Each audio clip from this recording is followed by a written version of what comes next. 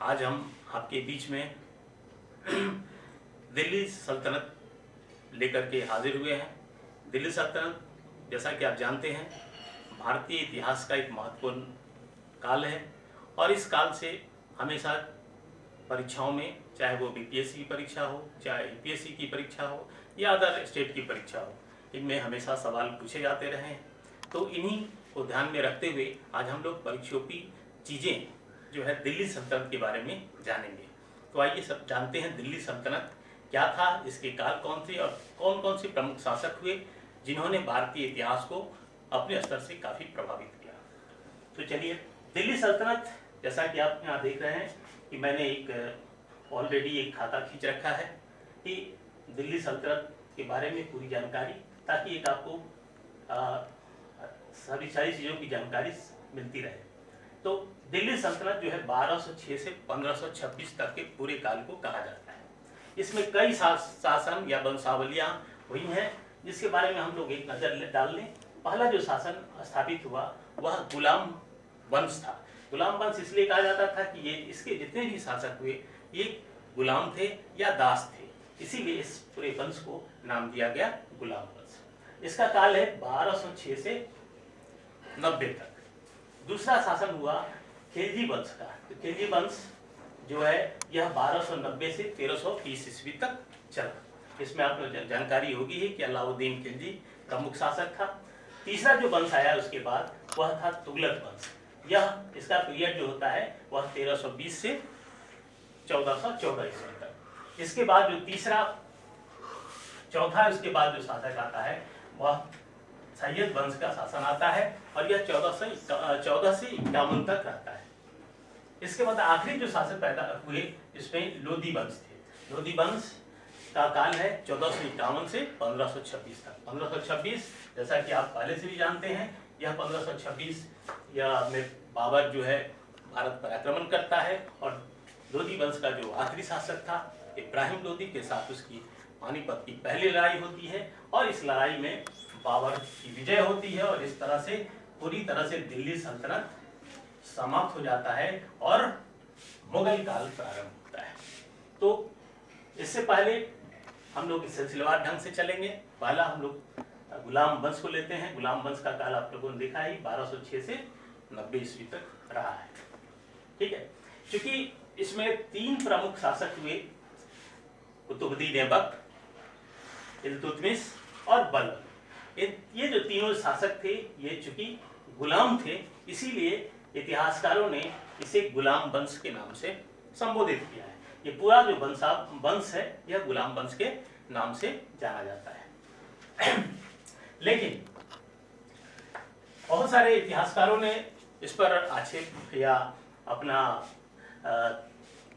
विरोध भी प्रकट किया है कि इसे गुलाम वंश नहीं कहना चाहिए। गुलाम वंश क्यों नहीं कहना चाहिए?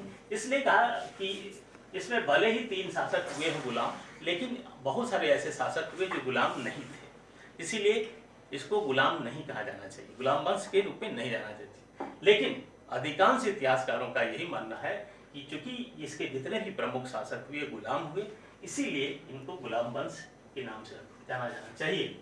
लेकिन इसका एक और नाम भी आता है मामलुक वंश। इसी गुलाम वंश को एक मामलुक वंश के नाम से भी जाना जाता है। तो गुलाम वंश के बारे में हम लोग जानने से पहले हम लोग एक नज़र कि यह वंश स्थापित कैसे हुआ, इसके पहले हम लोग चलते हैं थोड़ा सा इसकी भूमिका पर। कि मोहम्मद गोरी का आपको नाम सुना ही होगा। मोहम्मद गोरी ने भारत पर कई बार आक्रमण किए और उसी के ये लोग जो जितने भी, चाहे ऐबक हो या इल्तुतमिश हो या बलबन हो, ये सब उसी के द्वारा ये गुलाम थे और उन्हीं के नाम पर इस गुलाम वंश की स्थापना हुई और इसकी पूरी भूमिका या पृष्ठभूमि जो तैयार की थी वही मोहम्मद गोरी ने तैयार की थी। तो थोड़ी सी हम लोग गोरी के बारे में एक बार जानकारी ले लें, फिर हम लोग गुलाम वंश पर आएंगे, क्योंकि गोरी के बाद ही ये गुलाम वंश और कुतुबुद्दीन ऐबक था जो गोरी का सबसे बड़ा विश्वास पत्र साबित हुआ। यह गुलाम था उसका और इसके कारण ये गुलाम वंश की स्थापना होती है। तो चलिए, सबसे पहले हम लोग आते हैं गोरी पर। तो गोरी जो है काल जो है यह 1175 से 1206 ईस्वी तक सबसे महत्वपूर्ण काल है, जिसमें उसने भारत पर कई बार आक्रमण किए और भारतीय शासकों को हरा करके यहाँ पर सत्ता स्थापित करने की कोशिश की।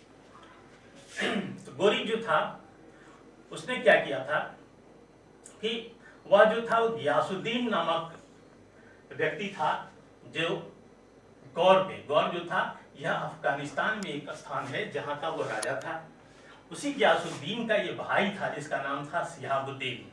शिहाबुद्दीन को ही गोरी के नाम से हम लोग जानते हैं, ठीक है। 1773 ईस्वी में यही गियासुद्दीन ने, जो कि गोरी का बड़ा भाई था, इसने 1773 ईस्वी में गजनी पर अधिकार कर लिया। गजनी पर अधिकार करने के बाद इसने क्या किया, अपने छोटे भाई गोरी को उसका शासन सौंप दिया। और वहीं से चूंकि जितने भी ये शासक थे वह विस्तारवादी नीति को बहुत ही तवज्जो देते थे, तो इसी वजह से इसने भी, गोरी ने भी, जैसे ही उसको गजनी का शासन मिला, इसने अपनी विस्तारवादी नीतियां अपनानी शुरू कर दी। और इसी क्रम में यह भारत पर 1175 से लेकर 1206 ईस्वी तक करीब 30 वर्षों तक लगातार आक्रमण करता रहा और बहुत सारे जगहों को इसने, बहुत सारे क्षेत्रों पर इसने अपना अधिकार कर लिया। और इसके कारण जो है वह भारत पर धीरे धीरे इसकी सत्ता स्थापित होती चली। तो हम लोग देखते हैं, सबसे पहले गोरी ने क्या किया, 1175 ईस्वी में मुल्तान पर अपने कब्जे में किया। 1178 ईस्वी में इसने गुजरात के अनिलवाड़ा के शासक भीम देव पर आक्रमण किया, और लेकिन वह भीम देव के हाथों हार का शिकार हुआ, जिस कारण से उसकी बहुत ही निराशाजनक इसकी हार मिली और उसे वापस लौटना पड़ा। लेकिन फिर भी वह अपने विस्तारवादी नीति को भूला नहीं और लगातार दूसरे क्षेत्रों पर भी आक्रमण करता रहा।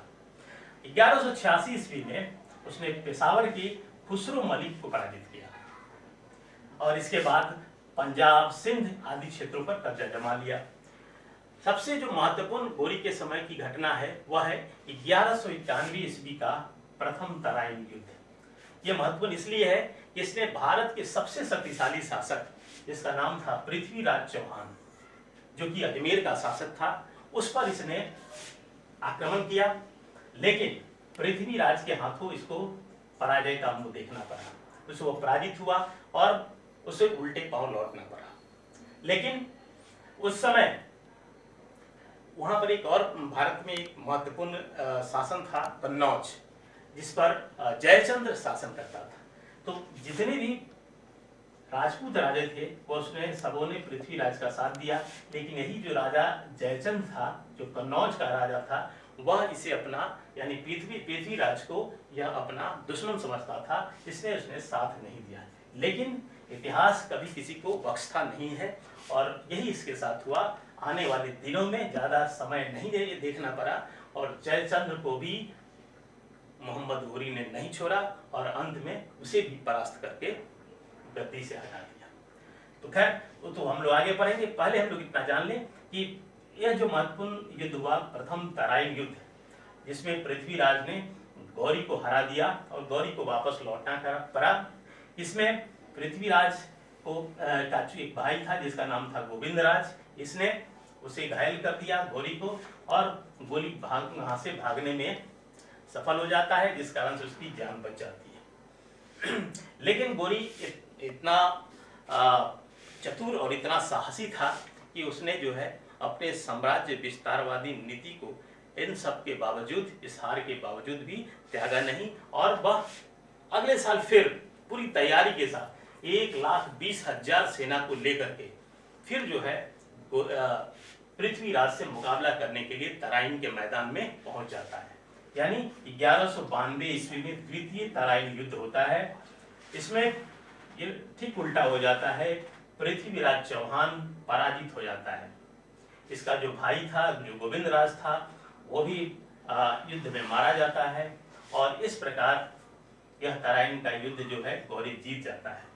लेकिन इसके बाद क्या होता है कि भागने के क्रम में पृथ्वीराज जो है सिरसुती नामक स्थान पे पकड़े जाते हैं और इसके बाद पृथ्वीराज को भी गौरी द्वारा मार डाला जाता है।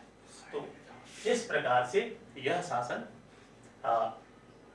मतलब अजमेर और दिल्ली पर पूरी तरह से गौरी का शासन स्थापित हो जाता है।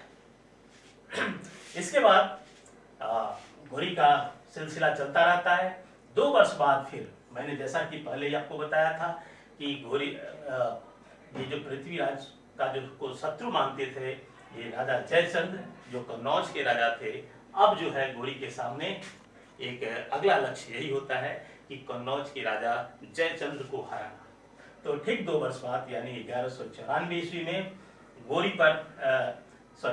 गौरी जो है वह जयचंद्र पर आक्रमण करने के लिए चलता है पूरी सेना के साथ और चंदावर नामक स्थान पर, यह आगरा के पास स्थित है, चंदावर नामक स्थान पर जयचंद्र और गौरी के बीच में युद्ध होता है और इसमें आंख में तीर लगने के कारण जो है वह जयचंद्र हाथी से गिरकर मर जाता है और इस प्रकार चंदावर के युद्ध में अब पूरी तरह से जयचंद्र की पराजय होती है और जयचंद्र जो है और पराजित होकर मारा जाता है और इसके बाद यहाँ भी कन्नौज पर भी गौरी का शासन स्थापित हो जाता है। तो ये विस्तारवादी नीतियां गौरी की चलती आ रही थी। इसमें जो है उसका जो सबसे जो प्रमुख और सबसे विश्वासपात्र गुलाम था जिसका नाम था कुतुबुद्दीन ऐबक, जो आगे चलकर गुलाम वंश का शासक बनता है और तो वह भी इसको साथ देता है और यही वजह है कि गौरी जो है कन्नौज पर जीतने के बाद वह क्या करता है कि आगे बढ़ करके बनारस पर भी अपना हमला करता है और वहां पर मंदिरों को तोड़ता है और वहां पर मस्जिदें बनाता है और इन सब क्षेत्रों पर विजय स्थापित करने के बाद उसने क्या किया कि फिर अपने गजनी क्षेत्र पे वापस लौट जाता है और इसका पूरा कार्यभार कुतुबुद्दीन ऐबक को सौंप देता है जो उसका प्रमुख गुलाम था। इसके बाद इसी क्रम में उसका जो गुलाम था ऐबक, उसने क्या करता है, वो करता है आपने देखा होगा पहले हम लोग पढ़ चुके हैं कि किस तरह से गुजरात का शासक भीमदेव जिस पर गौरी ने आक्रमण किया था और गौरी को हरा दिया जाता है, इसके बाद स्थिति ये होती है कि गौरी जो है वहां से पराजित होकर के भागता है, लेकिन ऐबक 1197 ईस्वी में जो है इसमें गुजरात के शासक भीमदेव पर आक्रमण करता है और उसे पराजित कर देता है।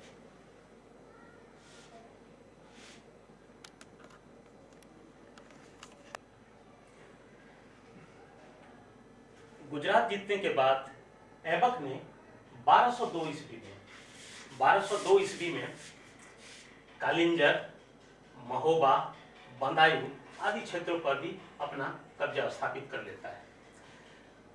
इस तरह से ऐबक जो कि गौरी के साथ मिलकर भारत के बहुत सारे ऐसे महत्वपूर्ण क्षेत्रों पर एक प्रकार से पूरे गुलाम वंश का या गौरी का पूरी की सत्ता काबिज हो जाती है। अब इसके बाद फिर से एक बार जो गौरी है वह 1205 ईस्वी में भारत की ओर रुख करता है और ऐबक की सहायता से सबसे जो उस समय की एक जनजाति थी जिसका नाम था खोखर जनजाति, यह बहुत ही उत्पाती और बहुत ही युद्ध कला में निपुण ये जनजाति थी, जिससे निपटने के लिए हमेशा जो है शासकों को बड़ी परेशानी होती थी। तो ये खोखर जाति फिर एक बार विद्रोह कर देते हैं और इस विद्रोह को दबाने के लिए वहां से गौरी चलता है और यहाँ से कुतुबुद्दीन ऐबक दोनों मिल करके इसको दबाते हैं और इसके विद्रोह को दबा करके फिर जो है गौरी वापस लौटने लगता है। लेकिन होता क्या है कि उसी समय रास्ते में जब गौरी सिंधु नदी के पास से गुजर रहा था तो उसी पर धम्यक एक स्थान है, वहां पर आकर के खोखरों ने क्या किया, गौरी को चारों ओर से घेर कर और वहां पर उसकी हत्या कर देते हैं।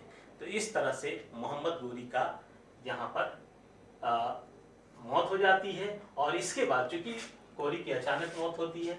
इसके बाद क्या होता है कि पूरा जो घोर साम्राज्य है वह विभिन्न हिस्सों में बढ़ जाता है, यानी जो जहाँ का सूबेदार नियुक्त होता है वह उनके हाथ में सत्ता चली जाती है।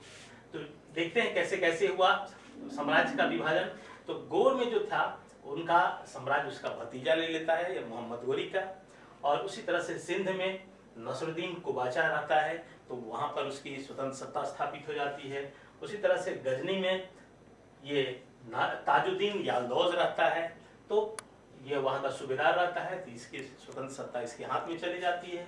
और भारत में चूंकि भारत में जितने भी जब जब गौरी आया और गौरी ने जिन जिन क्षेत्रों को जीता, वह अपने सबसे जो प्रमुख और सबसे महत्वपूर्ण दास जो था कुतुबुद्दीन ऐबक के हाथों में सत्ता सौंप कर चला जाता था। और इसी कारण से यहाँ की सत्ता यानी भारत की सत्ता जो है कुतुबुद्दीन ऐबक के हाथों में चली जाती है। तो इस प्रकार गौरी ने एक प्रकार के से भारत में एक बड़ा साम्राज्य स्थापित करके अपने सबसे प्रमुख गुलाम कुतुबुद्दीन ऐबक को सौंप जाता है। और यही जो है गुलाम आगे चल करके गुलाम वंश की स्थापना करता है, यानी उसके साम्राज्य की देखभाल और उसे विस्तार का काम कुतुबुद्दीन ऐबक देता है। तो आज के वीडियो में बस इतना ही। हम लोग अगले वीडियो में गुलाम वंश में कुतुबुद्दीन ऐबक के बाद के शासकों को साथ साथ पढ़ेंगे। तब तक के लिए धन्यवाद। आप सब हमारे चैनल को सब्सक्राइब करते रहिए और देखते रहिए। और आप जो भी आपको कोई भी अगर इस तरह की इसमें और सुधार की ज़रूरत है तो उसके बारे में भी हमें बताइए। धन्यवाद।